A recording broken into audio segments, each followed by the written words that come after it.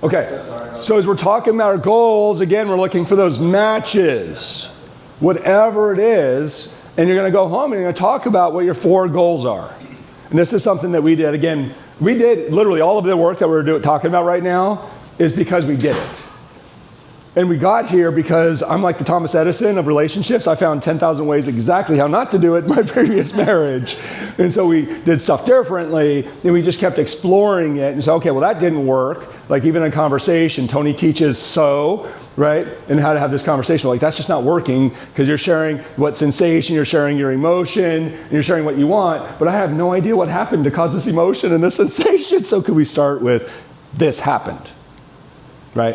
So we keep restructuring things and finding new ways. So that's your goal, right? How do I find one more way to communicate better? And I'm going to do that every single day because I love this person so much and I want them to have their goals so much individually. And now that I know that together we can get there even faster, we can accelerate it, I'm even more all in because I demand that she gets her goal. Where'd she go? Just self-care. Well, for sure. If there were snacks, she would be eating. She's my fire. So, all right, so that's our goal with our goals. Find those things that are similar and then start restructuring them and write very specific couple goals. So you have your goals, you have your goals, and now we have our goals because there's 3 parties in a relationship, yes? There's me, there's you, and there's us. And we always forget about the us. Anyone ever done that where you're like, I've got my goals, I'm going to achieve these amazing things. And you definitely want your partner with you. You want them to celebrate. But maybe you look at the goals and say, shit, I didn't even think about them. Anyone ever done that? Say yes? Yes. Okay, great. So that's where we're going to shift. And you're going to create these 1-year goals with absolute clarity, with measurable clarity. And I would invite you to actually take this 10-year vision and now break it up and say, to get that 10-year, what do I need to do in 5? Where am I at? Do a check-in. And then to reach the 5-year, I can get my 1 year. To get my 1 year, I need to do this in this quarter. And here's how I'm going to measure it.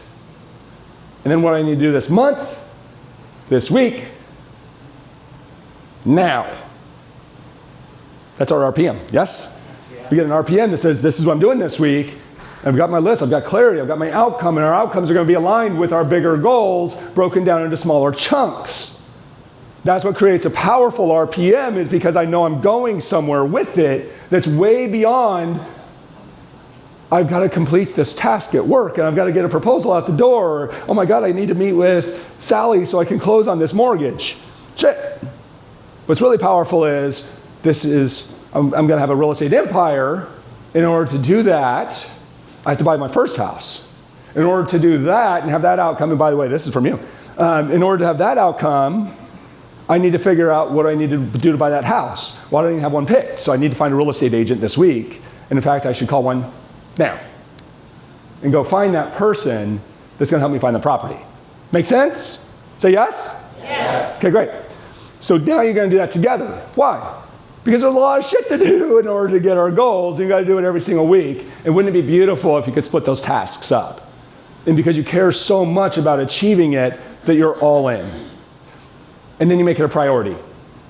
This is probably the most important thing I'm going to say, is sometimes we let our work become the priority, or our kids. We let somebody else drive our dreams.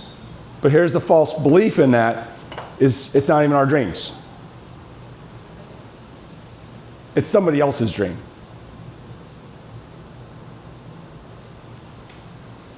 Feel that for a second, right?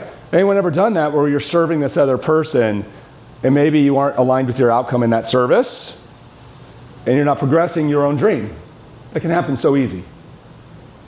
So ground yourselves in this perfect day. By the way, this meditation is available on our website.